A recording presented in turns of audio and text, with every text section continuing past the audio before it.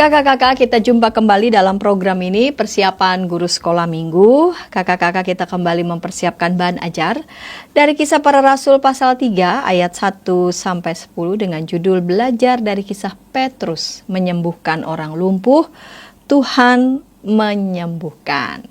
Nah, kakak-kakak, nanti yang akan menyiapkan bahan Alkitab, menyampaikan bahan Alkitabnya adalah Kak Pendeta Hendra, dan kita akan mendengarkan juga usulan metode kelas balita-balita, kelas kecil, dan kelas besar. Sebelum kita persiapan bersama, mari kita berdoa yuk kakak-kakak. Tuhan, kami bersama mau mempersiapkan bahan ajar. Kiranya Tuhan boleh memberkati kakak-kakak narasumber. Terima kasih Bapa, dalam Yesus kami berdoa. Amin. Baiklah, Kak Pendeta Hendra yang akan menyampaikan bahan Alkitab. Salam kakak semua, kita akan bersama-sama membahas bagian firman Tuhan yang kita akan sampaikan kepada adik-adik. Dan kali ini kita akan membahas dari Kisah Para Rasul 3 ayat 1 sampai dengan 10. Kita mau memperkenalkan adik-adik tentang Tuhan yang menyembuhkan. Ini adalah kisah tentang Petrus menyembuhkan orang lumpuh. Yuk, kita akan membaca bagian firman Tuhan ini. Saya akan membacakan dari Alkitab Terjemahan Baru. Kisah Rasul 3 ayat 1 sampai dengan 10. Pada suatu hari menjelang waktu sembahyang, yaitu pukul 3 petang, naiklah Petrus dan Yohanes ke bait Allah. Di situ ada seorang laki-laki yang lumpuh sejak lahirnya, sehingga ia harus diusung. Tiap-tiap hari orang itu diletakkan dekat pintu gerbang bait Allah, yang bernama Gerbang Indah, untuk meminta sedekah kepada orang yang masuk ke dalam bait Allah. Ketika orang itu melihat bahwa Petrus dan Yohanes hendak masuk ke bait Allah, ia meminta sedekah. Mereka menatap dia dan Petrus berkata, "Lihatlah kepada kami." Lalu orang itu menatap mereka dengan harapan akan mendapat sesuatu dari mereka. Tetapi Petrus berkata, "Emas dan perak tidak ada padaku, tetapi apa yang kupunyai kuberikan kepadamu. Demi nama Yesus Kristus orang Nazaret itu, berjalanlah." Maka ia memegang tangan kanan orang itu dan membantu dia berdiri. Seketika itu juga kuatlah kaki dan mata kaki orang itu. Ia melonjak berdiri lalu berjalan kian kemari dan mengikuti mereka ke dalam bait Allah. Berjalan dan melompat-melompat serta memuji Allah. Seluruh rakyat itu melihat dia berjalan sambil memuji Allah. Lalu mereka mengenal dia sebagai orang yang biasanya duduk meminta sedekah di gerbang indah bait Allah. Sehingga mereka takjub dan tercengang tentang apa yang telah terjadi kepadanya. Demikianlah pembacaan firman Tuhan. Kakak-kakak, kalau kita melihat kisah ini kisah mujizat penyembuhan yang spesial banget ya.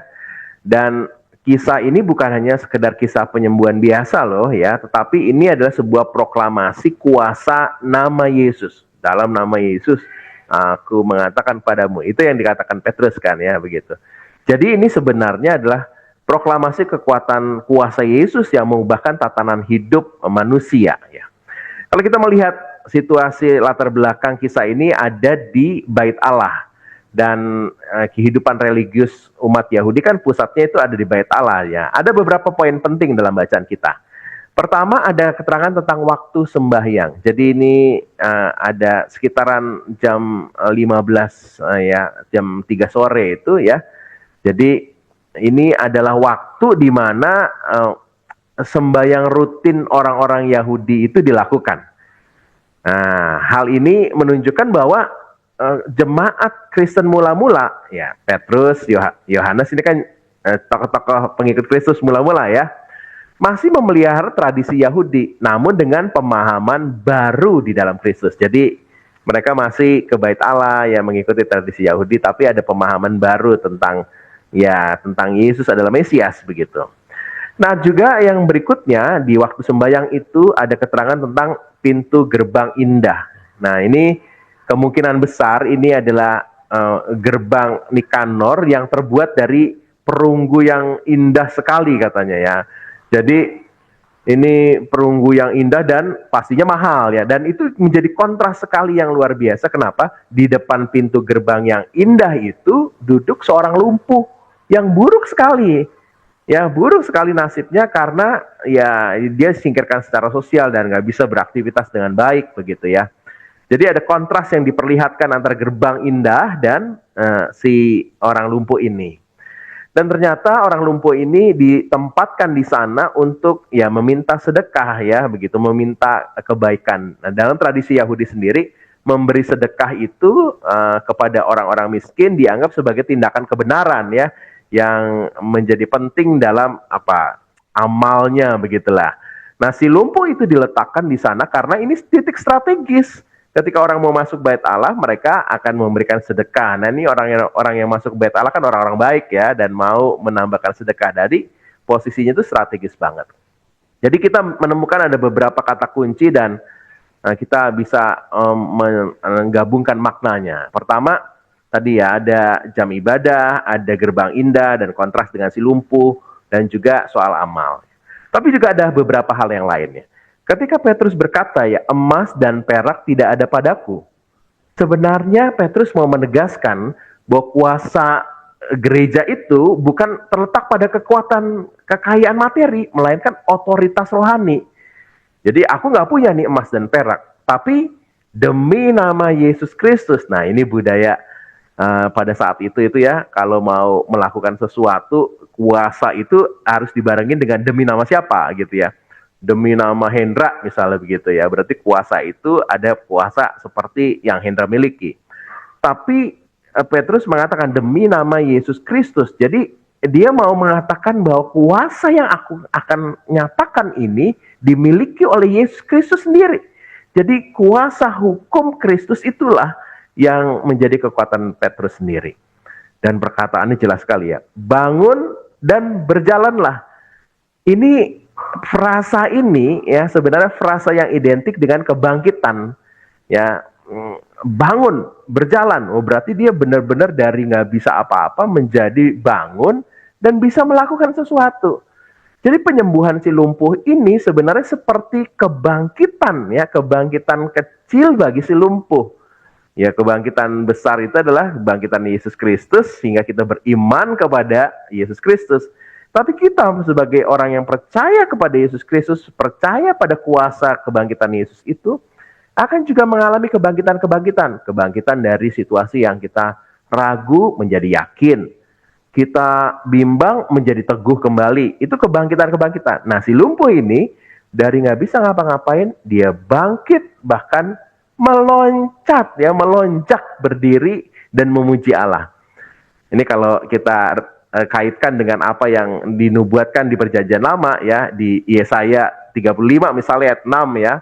Pada waktu itu orang lumpuh akan meloncat seperti rusa. Nah, ini digambarkan sekali bahwa perkataan Petrus yang dalam nama Yesus lalu dibarengi dengan melonjaknya orang lumpuh ini mau menegaskan perkataan kuasa Yesus ini adalah kuasa Mesias yang dinubuatkan di Perjanjian Lama itu ya.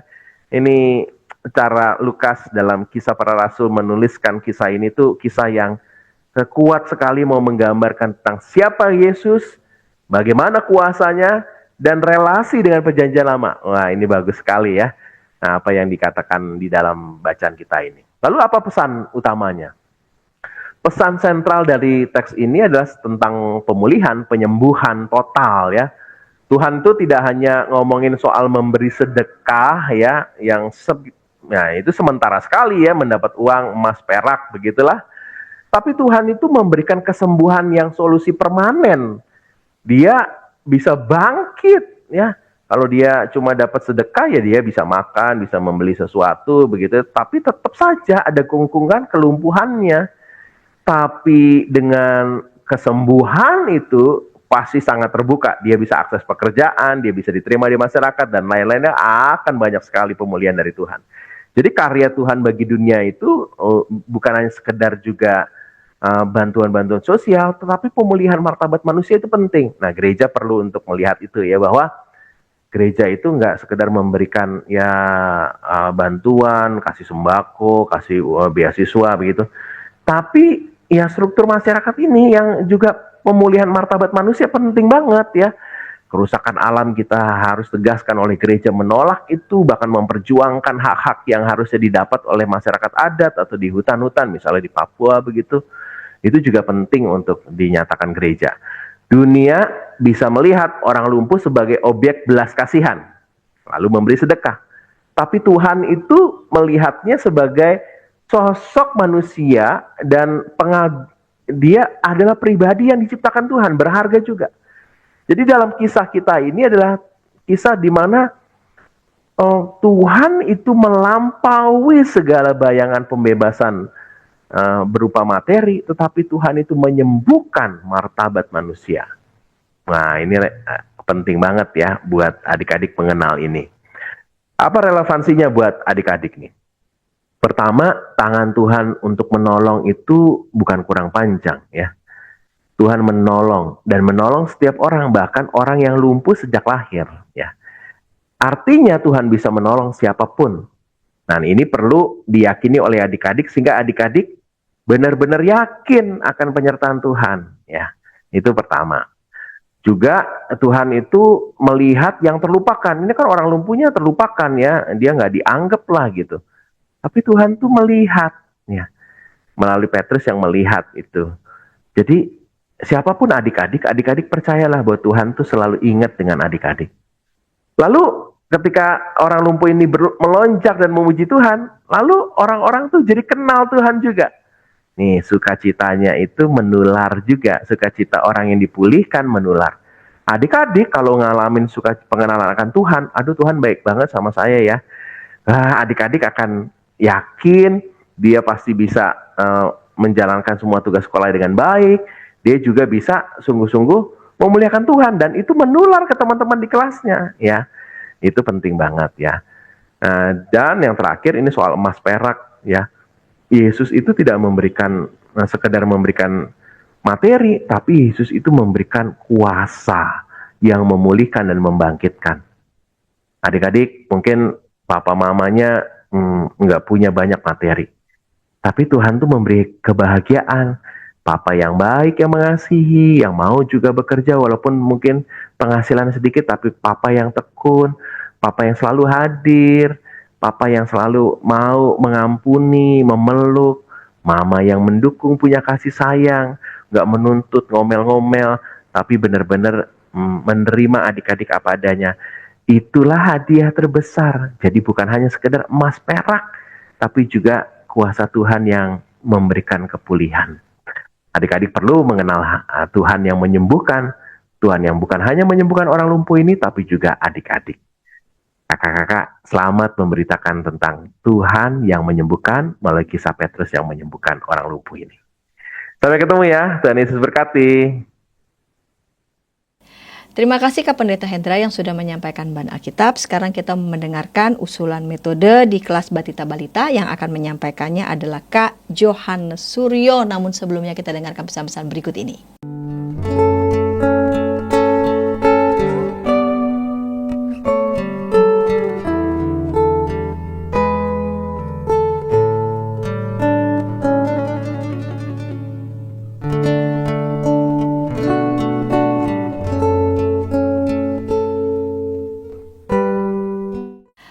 Kakak-kakak, senang masih bersama dengan kami dalam program persiapan guru sekolah minggu. Kita sedang mempersiapkan bahan ajar dari Kisah Para Rasul pasal 3 ayat 1 sampai 10. Belajar dari kisah Petrus menyembuhkan orang lumpuh, Tuhan menyembuhkan.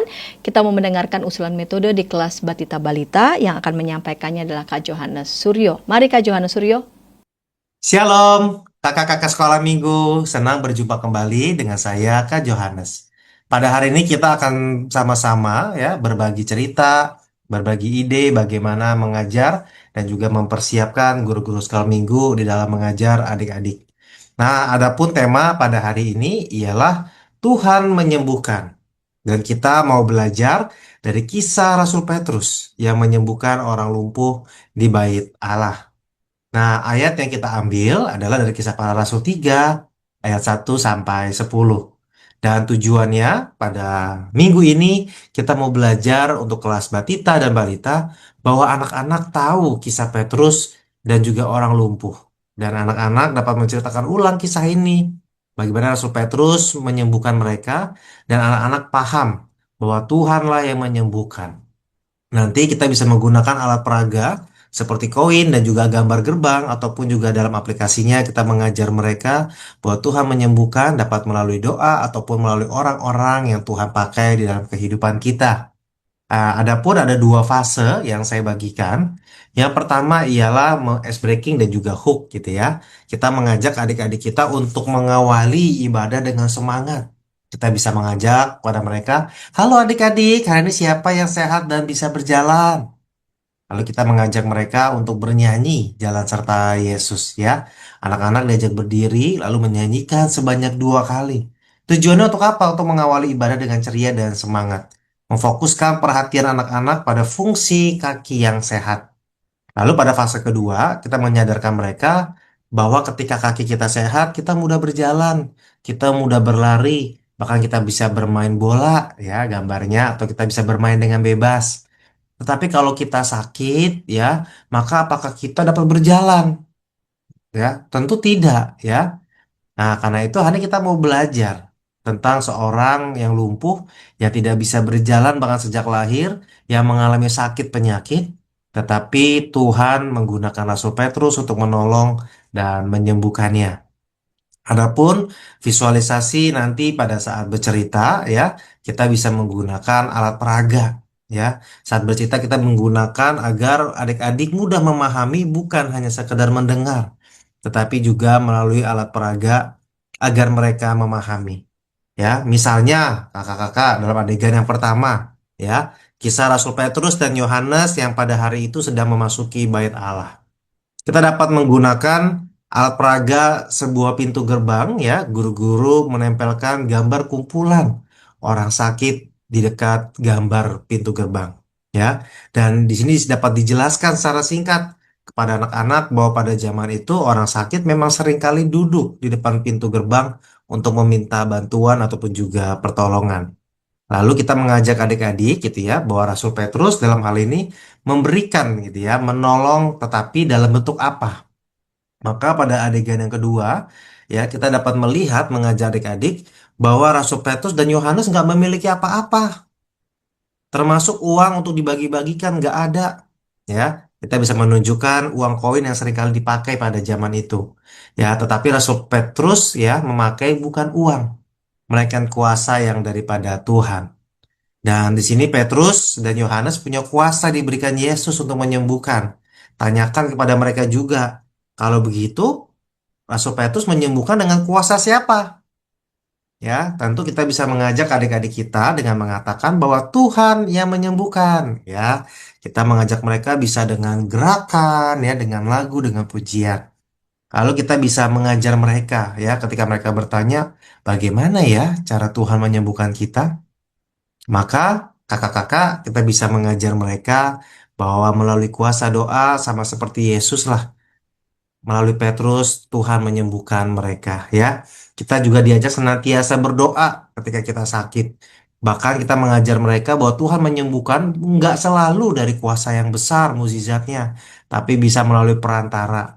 Tuhan bisa menolong menyembuhkan kita menggunakan berbagai cara ya. Bisa dengan minum obat, minum vitamin, olahraga yang teratur ya, rawatan penuh kasih dari papa mama, dan tentunya pesan inti dari keduanya adalah bentuk pertolongan Tuhan. Dan adapun alat peraga yang akan kita bawa ataupun kita bagikan ketika bercerita tentunya kita bisa membuat nah seperti ini ya. Gerbang bait Allah dan juga nantinya kita dapat menggunting ya tokoh yang di bawah itu dan nanti kita tempelkan ya. Nanti gambarannya seperti ini ya, mekanika alat peraganya. Bagaimana di dalam gerbang bait Allah itu potongan gambar atau kumpulan orang sakit, orang lumpuh dan peminta-minta ditempelkan di atas gerbang ya. Aksi ini sangat penting kakak-kakak ya, sehingga juga bisa menyiapkan double tip ya, elemen-elemen yang mendukung agar anak-anak melihat pergerakannya ya. Dan masuk kepada klimaks ceritanya, bagaimana ayat hafalannya ketika Tuhan menyembuhkan ya, diambil dari Kisah Para Rasul 3 ayat yang 6, kita bisa mengajak mereka dalam nama Yesus Kristus berjalanlah. Ya, tujuannya tidak lain untuk mengajarkan adik-adik kita mengingat bahwa orang lumpuh ini berjalan adalah dalam nama Yesus Kristus. Dan juga ajak anak-anak mengulang ayat ini bersama-sama sambil memperagakan gerakan berdiri dan berjalan di tempat. Ya, berdiri, berjalan di tempat, ataupun berlompat-lompat. Ya, tujuannya untuk euforia anak-anak tentunya. Dan adapun usulan soundtrack, soundtrack lagu, timeline ibadahnya, maka kita bisa mulai dengan pembukaan ya, mengajak anak-anak menyanyikan Yesus pokok dan kita caranya. Tentunya untuk mengajak adik-adik kita ya dengan semangat, energi yang besar ya untuk mengatakan bahwa Yesus adalah pokok dan kita adalah caranya ya. Lalu ketika aktivitas bergerak tadi sebelum firman kita bisa mengajak mereka menyanyikan jalan serta Yesus. Dan ketika firman selesai dibagikan, maka kita bisa mengajak mereka menyanyikan Yesus sayang padaku agar anak-anak juga memahami bahwa karya penyembuhan itu tidak lain karena Yesus sayang kepadaku. Dan dalam transisi persembahan nantinya, kita bisa mengajak adik-adik kita menyanyikan lagu Bawa persembahanmu ya, dan ditutup dengan sukacita bahwa hari ini adalah harinya Tuhan. Dan gunakan lagu ini untuk mengatur fokus dan tingkat energi anak-anak di sepanjang kelas ketika kita bercerita. Adapun fasenya gitu ya, kalau saya gambarkan, ada fase respon dan doa. Tadi ya menyanyikan Yesus padaku dan juga jalan beserta Yesus, lalu ada persembahan ya, lalu direspon tadi dengan pulang dengan sukacita. Dan ini adalah sebuah gambaran dinamikanya di dalam kita melayani. Dan ini adalah peta perjalanan anak-anak ya, mulai masuk kelas dengan sukacita dan energi yang tinggi, lalu dengan lagu, dengan alat peraga, mereka dapat fokus, duduk tenang mendengar cerita Petrus dan juga orang lumpuh. Lalu dengan aplikasi dan aktivitas, mereka dapat bergerak, berinteraksi dengan alat peraganya tentunya. Lalu target utamanya adalah anak-anak tahu bahwa kisah ini dapat menceritakan ulang kepada orang tua. Dan tentunya ketika mereka pulang, harapannya membawa pesan bahwa Tuhan menolong dan menyembuhkan. Dengan demikian, maka bahan yang harus kita siapkan untuk bercerita adalah tentunya yang pertama adalah Alkitab, ya, sebagai bacaan utama dari Kisah Para Rasul 3 ayat 1 sampai 10, dilanjutkan dengan alat peraga, ya, dengan gambar gerbang, ya, bait Allah, potongan gambar dan juga orang sakit. Lalu siapkan juga koin fisik, ya, beberapa untuk menunjukkan bahwa ini loh yang namanya koin gitu ya, alat tukar uang yang seringkali dipakai untuk berbelanja, untuk memenuhi kebutuhan. Lalu jangan lupa siapkan ayat hafalannya dari Kisah Para Rasul 3 ayat yang ke-6. Demikian ya yang bisa saya sampaikan.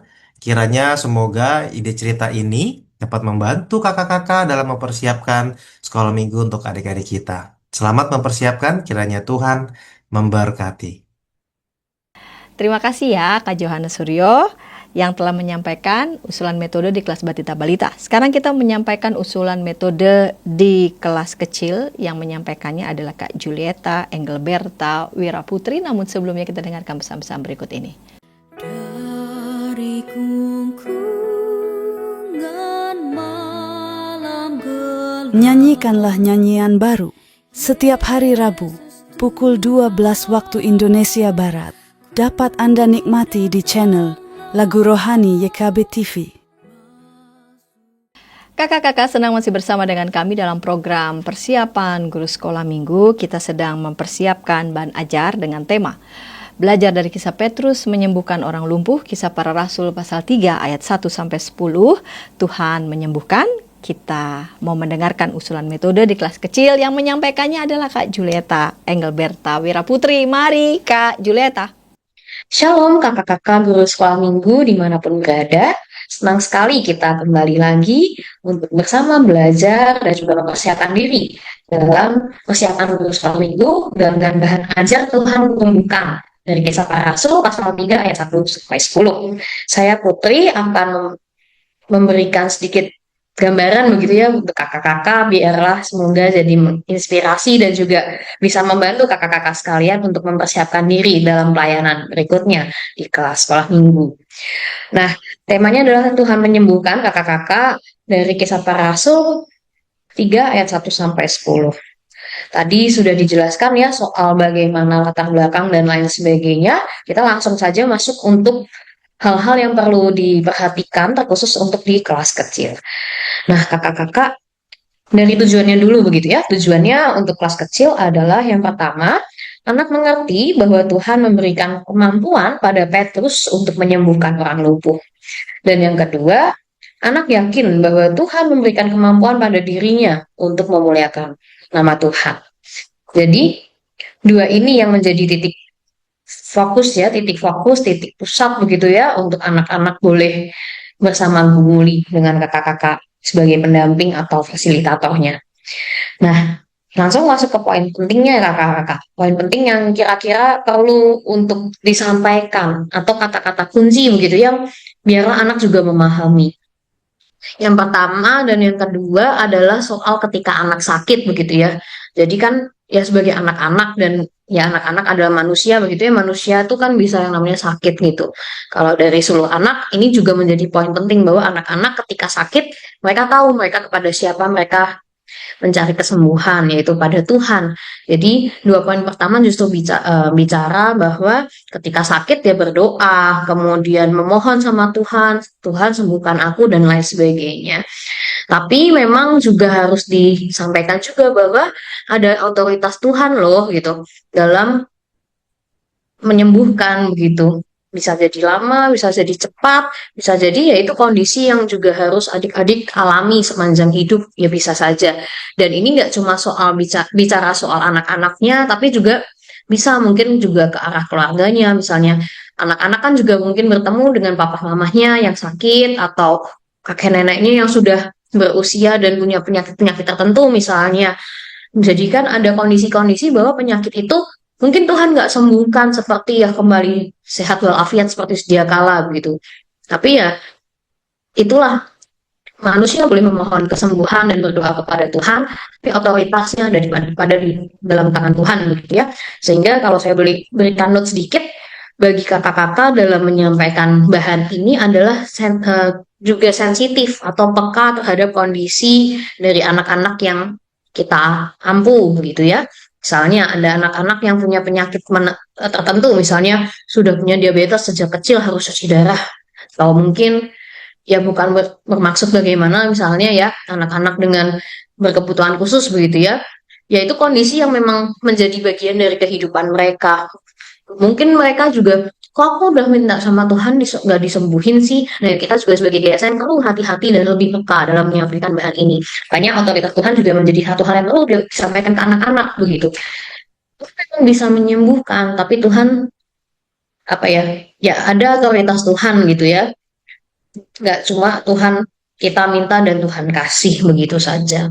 Kemudian yang kedua adalah selain soal kesembuhannya Tuhanlah yang menyembuhkan, tapi juga ada usaha dan juga hal-hal yang anak-anak juga perlu terus ingat bahwa Tuhan juga mau anak-anaknya terus setia dalam setiap proses yang menjadi jalan kesembuhan yang Tuhan berikan. Misalnya ya dengan obat-obatan yang diminum, makan makanan sehat, termasuk kan anak-anak masih di bawah pendampingan orang tua begitu ya. Jika orang tua, kalau kamu sakit, orang tuamu bilang, ayo makan ya makan. Orang tuamu suruh minum obat ya nurut. Kalau orang tua ngajak ke dokter jangan nangis. Itu cara Tuhan buat menyembuhkan kamu. Jadi kata penting apa namanya? Itu juga hal yang penting gitu untuk disampaikan bahwa ya itu cara Tuhan buat menyembuhkan kamu juga lewat banyak hal, termasuk lewat dokter, obat-obatan, dan lain sebagainya. Makanya kamu perlu taat dalam melakukan setiap prosesnya. Nah, tapi angle yang ketiga, kakak-kakak, ini juga nggak kalah penting gitu ya. Kalau tadi kan angle-nya soal anak sakit, atau ketika anak, kayak keluarga anak-anak sakit begitu ya. Anak bertemu dengan orang sakit, tapi angle yang ini lebih kepada, nah kalau kamu ketemu dengan orang sakit, kamu mau gimana gitu. Karena kan kalau di cerita Alkitabnya kan ketika tahu bahwa ada seorang lumpuh begitu ya, Petrus dan Yohanes itu justru tergerak hatinya buat menyembuhkan orang ini begitu ya. Tidak ada apa namanya, tidak ada hal berharga daripadaku, tapi aku punya Tuhan Yesus gitu yang menyembuhkan begitu kan. Jadi Petrus dan Yohanes itu justru menginspirasi anak-anak buat oke, kalau kamu tahu ada orang yang sakit di sekitarmu, mau temanmu atau orang tuamu, kakek nenekmu, adikmu, kakakmu, siapapun yang sakit di sekitarmu, kamu mau apa gitu. Ya kamu juga perlu belajar peka untuk mau menolong mereka, dan ketika mereka sakit malah pukul, di apa ya, diledekin atau ya kita cuek aja, tapi kita juga mau hadir buat mereka, kita mau nolong mereka, bahkan mau mendoakan mereka. So, yang dilakukan Petrus dan Yohanes kan karena mereka nggak punya apa-apa, yang mereka lakukan adalah mendoakan si orang lumpuh ini kan, dan Tuhan berkenan untuk menyembuhkan orang lumpuh ini begitu. Jadi anak-anak juga diajak untuk peka terhadap lingkungan sekitarnya ketika ada orang sakit, apa yang bisa mereka lakukan begitu. Di 3 poin pentingnya ini kakak-kakak. Memang ini mungkin kalau buat anak kecil, kelas kecil mungkin terlalu banyak gitu ya. Jadi mungkin kalau saran saya bisa dipilih mana yang lebih fokus. Tapi mungkin yang saya sampaikan adalah opsi-opsi angle gitu ya, sudut pandang bahwa ini penting, ini penting, ini penting gitu ya. Tapi bagaimana mana yang menurut kakak-kakak lebih penting dan lebih menarik dan mungkin apa ya, lebih menolong anak-anak dengan pergumulan yang kontekstual di tempat kakak-kakak mengajar. Nah, itu yang rasanya lebih perlu digumulkan. Barangkali di suatu gereja lebih cocok kalau misalnya anak nih ini deh kurang kurang bergantung sama Tuhan ya, mungkin tahun 1 lebih kena begitu ya. Atau dengan anak-anak yang ya nih kalau sakit nggak mau, malah apa, oh kalau di gerejanya anak-anaknya misalnya ya cenderung kurang mau denger-dengeran orang tua gitu. Nah, nomor 2 mungkin lebih bisa ditekankan bahwa "Loh, kalau kamu sakit tuh kamu juga justru harus nurut. Orang tua juga melakukan yang terbaik buat kamu. Itu juga jalan kesembuhan Tuhan." Atau kalau anak-anaknya cenderung apa namanya, mandiri, individualis begitu ya. Mungkin poin penting 3 yang lebih cocok buat anak-anak di tempat kakak-kakak. Jadi ini saya hanya memberikan opsi begitu ya. Nah, kira-kira mana yang lebih cocok, kakak-kakak yang bisa lebih menilai sendiri. Nah, kemudian untuk opsi metodenya berangkat dari 3 poin tadi sih sebenarnya kakak-kakak.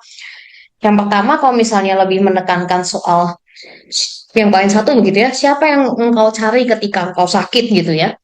Lebih bisa diawali dengan seperti disuruh anak begitu ya, disuruh anak apa namanya, diawali dengan anak-anak diminta cerita, kamu pernah nggak sakit gitu. Tapi coba bisa juga menggali pengalaman anak-anak dengan lebih detail gitu ya. Kamu pernah nggak sakit? Waktu sakit apa yang kamu lakukan? Oke, misalnya anak-anak bilang berdoa. Oke, berdoa. Terus selain berdoa apa lagi? Orang tuamu gimana? Jadi mengeksplor pengalaman anak-anak itu nggak apa-apa banget gitu. Justru anak-anak umur ya kelas kecil kelas 1 sampai 3 itu kan seneng-seneng cerita gitu ya. Justru eksplor aja pengalaman mereka gitu. Apalagi kalau kakak-kakak mengajar di kelas yang cenderung kecil gitu ya, orang jumlah anaknya bisa lebih dikit dan sehingga lebih privat gitu, boleh semuanya ditanyain pengalamannya. Jadi ayo kita dengerin ya teman kita cerita, kamu sakit dulu gimana dan lain sebagainya. Nah, terus barulah masuk ke cerita. Nah, adik-adik, cerita kita tuh juga soal seorang yang sakit nih, orang yang sudah lumpuh bahkan sejak lahir. Sejak lahir dia lumpuh, nggak bisa jalan, selalu butuh orang lain dan lain sebagainya. Jadi titik beratnya justru kesaksian si anak yang sedang sakit. Kemudian yang kedua, mungkin ini lebih enak kalau dilakukannya di kelas yang cenderung besar begitu ya, jumlah anaknya banyak begitu. Ini mungkin lebih efektif, yaitu soal role play cerita Alkitab. Jadi ada satu kakak yang memperagakan sebagai si orang lumpuh yang ditolong begitu ya. Mungkin di awal cuma dengan teriak-teriak, kasihani aku, tolong gitu. Tapi mungkin suaranya jauh gitu ya. Atau belum kelihatan orangnya di sudut gitu, di pojokan, orangnya nggak kelihatan gitu.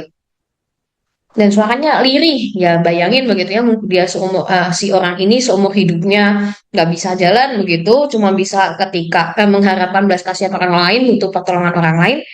Ya mungkin setiap hari teriak-teriak juga suaranya ada masanya habis begitu. Jadi bolehlah diawali dengan suara lirih, kasihani aku, tolong gitu.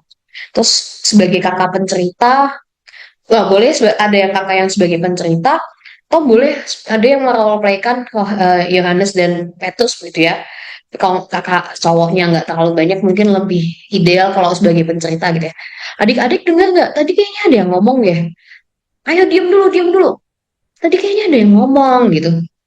Terus ya yang roleplay teriak-teriak lagi masih dengan lirih. Adik-adik dengar gak? Itu ada yang ngomong loh. Makanya jangan ngomong, kalau misalnya anak-anaknya kan, makanya jangan ngomong dulu. Bentar nih, kita dengerin dulu ada yang teriak tadi gitu. Oh bapak, nah terus barulah cerita gitu. Ya sambil ngajak diskusi si ini orang lumpuhnya juga boleh. Bapak berapa lama lumpuh? Ya menurut cerita ya, bukan apa namanya, sesuai dengan teks Alkitab yang berapa lama lumpuh, terus gimana sehari-hari gitu. Nah, adik-adik, kalau di Alkitab kita baru masuk ke bacaan. Jadi mungkin kalau misalnya langsung ada Yohanes dan Petrusnya, ada yang role play Yohanes dan Petrusnya, bisa. Jadi cerita Alkitabnya betul-betul di role play kan. Tapi kalau sebagai pencerita, cukup sampai di situ, cukup sampai di interview orang lumpuhnya begitu, terus langsung masuk aja ke bacaan. Nah, adik-adik, ini ada di bacaan kita loh. Jadi kalau di Alkitab kita, kemudian sang orang ini bertemu dengan Petrus dan Yohanes dan lain sebagainya, begitu. Tadi justru si orang tua ini menjadi penarik perhatian juga buat anak-anak. Apa sih yang terjadi dan anak-anak fokus sama cerita Alkitabnya, sama momen ceritanya. Dan yang terakhir adalah ini penekanan yang ketiga begitu ya, lebih kepada soal eh, kalau kita bertemu dengan orang sakit. Sebenarnya kok kurang lebih sama kayak yang pertama, tapi bukan kesaksian yang modelnya, tapi lebih kepada pertanyaan. Jadi pernah nggak ketemu sama orang yang sakit gitu? Apa yang kalian lakukan? Atau misalnya langsung ke depan. Kalau sama kalian pernah nggak sakit? Atau adik kalian pernah nggak sakit gitu? Terus kalian ngapain kalau tahu mereka sakit?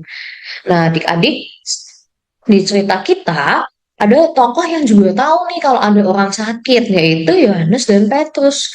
Nah, yuk kita belajar bareng yuk, apa sih yang Yohanes dan Petrus lakukan ketika melihat orang sakit. Terus cerita orang sakit ini siapa, yaitu orang lumpuh yang sudah di gerbang indah, lumpuh sejak lahir dan lain sebagainya. Nah, yang dilakukan Petrus dan Yohanes ketika melihat itu nggak diem aja loh adik-adik, tapi dia menolong si orang ini meskipun mereka nggak punya apa-apa dan seterusnya. Jadi titik tekannya atau titik awalnya seperti itu. Gitu kakak-kakak. Untuk opsi metodenya demikian. Kemudian ayat hafalannya, saya rasa yang ditulis di Suluh Anak sudah baik gitu ya ayat hafalannya. Tuhan Allahku, kepadamu aku berteriak minta tolong dan engkau telah menyembuhkan aku. Jadi ini adalah ungkapan pengharapan begitu ya, ungkapan doa kepada Tuhan bahwa Tuhanlah yang menyembuhkan mereka. Dari Mazmur 30 ayat 3. Rasanya ayat ini juga nggak terlalu padat untuk kelas kecil. Nah, mungkin itu dulu kakak yang bisa Putri bagikan. Kiranya apa yang Putri bagikan juga boleh menjadi berkat dan juga boleh menolong kakak-kakak untuk mempersiapkan diri dalam pelayanan yang terus dipercayakan bagi kakak-kakak di kelas-kelas sekolah minggu dimanapun berada. Kiranya Tuhan memberkati kakak-kakak dalam proses persiapan. Amin. Terima kasih ya Kak Julieta yang telah menyampaikan usulan metode untuk anak-anak di kelas kecil. Sekarang kita mendengarkan usulan metode di kelas besar. Yang akan menyampaikannya adalah Kak Arif Ong. Namun sebelumnya kita dengarkan pesan-pesan berikut ini. Dari gungkungan malam gelap, Nyanyikanlah nyanyian baru setiap hari Rabu pukul 12 waktu Indonesia Barat. Dapat Anda nikmati di channel Lagu Rohani YKB TV.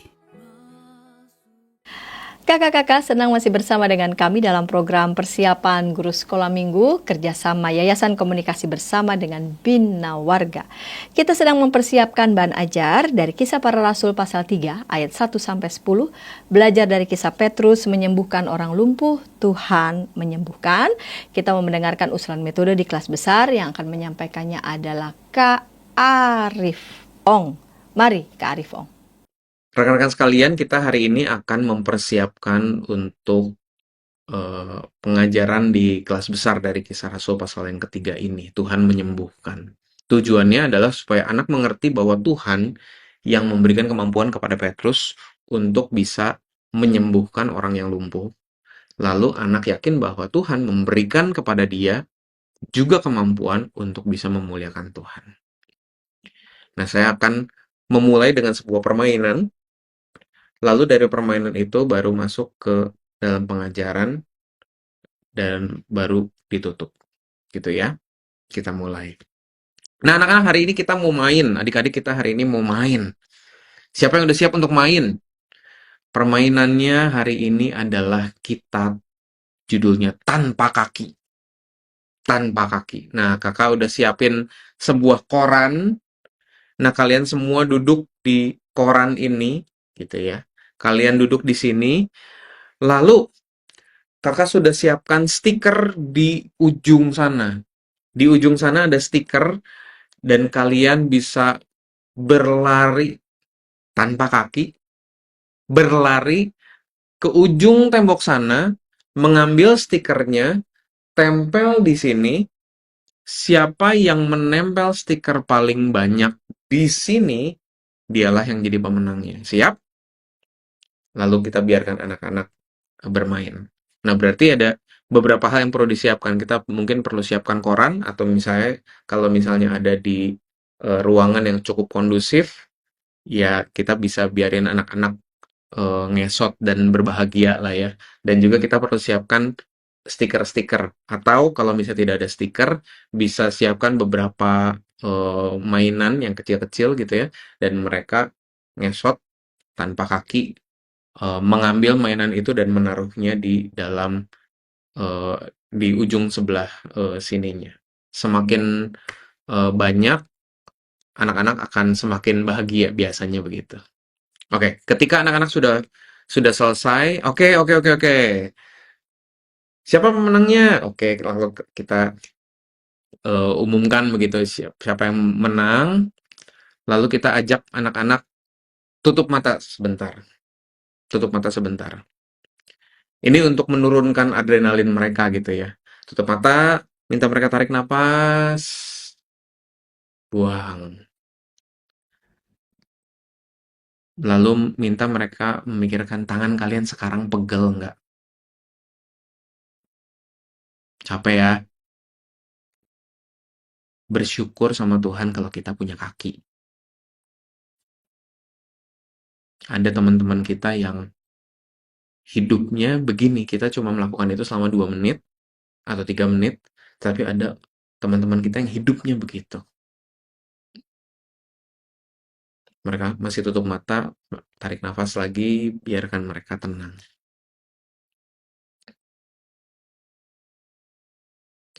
Lalu kita bisa masuk ke ceritanya. Nah, sekarang boleh buka mata. Hari ini kita akan belajar tentang seseorang yang juga lumpuh. Lumpuh itu artinya nggak bisa jalan karena kakinya cacat, karena kakinya rusak. Entah apa yang terjadi, tetapi sekarang dia nggak bisa jalan, dia sehari-hari diangkat sama orang untuk mengemis, minta-minta uang. Karena dia nggak bisa bekerja, karena dia nggak bisa ngapa-ngapain, dia hanya bisa mengemis. Lalu suatu hari, datanglah murid Yesus yang bernama Petrus. Petrus datang bersama dengan seseorang yang namanya Yohanes. Sama-sama murid Yesus ke bait Allah. Dan ketika dia berjalan ke bait Allah, melewati pintu gerbang yang namanya pintu gerbang indah, lalu Petrus dan Yohanes melihat kepada orang lumpuh itu. Orang lumpuh itu didekati oleh Petrus dan Yohanes. Lalu Petrus berkata, lalu kita mungkin bisa mendekat ke anak-anak gitu ya. Anak-anak masih duduk gitu kan. Lalu bilang, lihatlah kepada kami. Kenapa Petrus perlu bilang begitu? Berarti selama ini orang yang mengemis di bait Allah ini, ketika dia minta-minta uang, dia selalu menunduk ke bawah. Selalu menunduk ke bawah. Dan kalau misalnya seseorang menunduk ke bawah, perlu dibilangin, ayo lihat ke atas. Baru dia bisa melihat, baru dia mau melihat ke atas. Lalu kita bisa interaksi kepada anak-anak. Menurut kalian nih, karena kalian tadi juga udah ngerasain, kenapa orang ini, kenapa orang ini selalu nunduk ke bawah? Sana sini, lalu kita tarik 2 kesimpulan. Yang pertama, mungkin dia malu. Dan yang kedua, mungkin dia udah capek. Udah capek dan juga malu. Nah, tetapi rasa lelah dan rasa malunya ini akhirnya membawa dia tidak pernah punya pengharapan kalau dia bisa sembuh. Sehingga ketika Petrus bilang, kamu minta uang kan? Tapi saya nggak punya uang. Emas dan perak aku nggak punya. Tetapi apa yang aku punya, aku berikan kepadamu. Dalam nama Yesus, orang Nazaret itu, berdirilah, berjalanlah. Terus dia bantuin orang itu untuk berdiri. Bantuin orang itu untuk berdiri. Yang menarik, ketika orang itu ternyata bisa berdiri, dia langsung ikut beribadah sama Petrus dan Yohanes, ikut beribadah, lalu dia memuji dan memuliakan Allah. Girang. Selama ini nggak bisa berdiri, tiba-tiba bisa berdiri, ya jelas, bahagia. Tetapi, yang sebenarnya lucu adalah, kan Petrus masih ada di sana ya, dan sama sekali tidak diceritakan bahwa orang itu berterima kasih sama Petrus. Kenapa? Ada dua hal. Yang pertama, Petrus sendiri ngomong, bukan saya yang ngasih, tetapi Tuhan yang ngasih. Tuhan yang ngasih mujizat itu, bukan saya yang ngasih mujizat itu, Tuhan yang ngasih mujizat itu. Sehingga ketika si orang itu sudah sembuh, dia memuliakan Allah. Dan Petrus happy. Petrus happy. Dia hanya memberikan sesuatu yang sudah diberikan oleh Allah terlebih dahulu. Nah, kesimpulan yang penting adalah Tuhan yang memberikan kemampuan kepada Petrus untuk bisa menyembuhkan orang itu. Petrus tahu, orang itu tahu, sehingga jalan ceritanya sebenarnya konsisten. Lalu kita masuk ke dalam aplikasinya.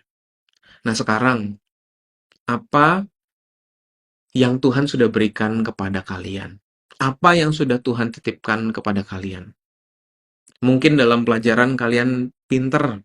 Mungkin ada yang pinternya di olahraga. Mungkin ada yang bisa nyanyi. Mungkin ada yang belum nemu bisanya apa. Mungkin ada yang masih bingung.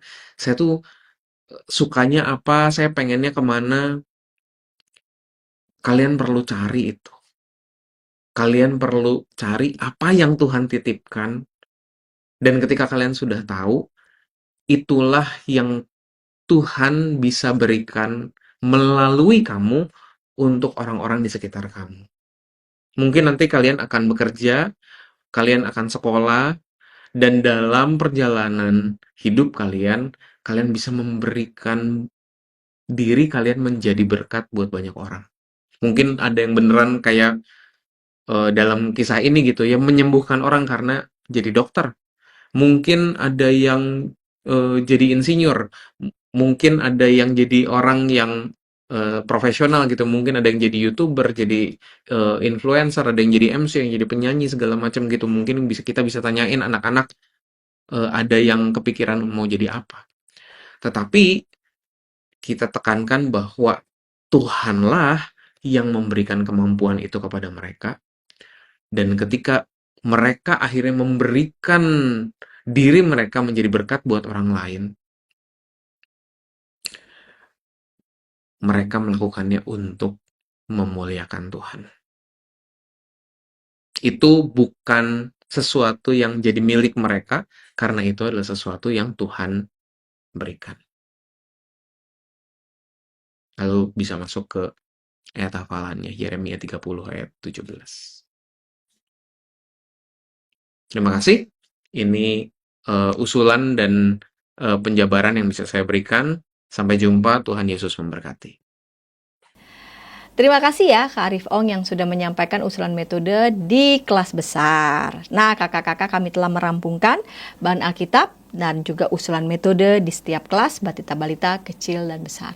Kakak-kakak dapat menyaksikan juga lagu sekolah minggu yang kami persembahkan untuk kakak-kakak dapat menyanyikannya nih dengan anak-anak sekolah minggu di kelas-kelas sekolah minggu, atau bisa juga kakak-kakak dapat menyanyikannya bersama dengan anak-anak sekolah minggu untuk mempersembahkan pujian mungkin dalam kebaktian umum. Nah, kakak-kakak, kita akan menutup program ini persiapan guru sekolah minggu dengan bacaan Kisah Para Rasul 3 ayat 1 sampai 10. Namun kita lebih dulu berdoa ya. Mari berdoa. Tuhan, kiranya Tuhan boleh berkati kakak-kakak dimanapun berada yang masih perlu untuk mempersiapkan bahan ajar sesuai dengan konteks di mana kakak-kakak mengajar. Tuhan beri hikmat, Tuhan juga beri kegembiraan. Terima kasih Bapa, dalam Yesus kami berdoa. Amin. Terima kasih kakak-kakak, sampai jumpa pekan depan.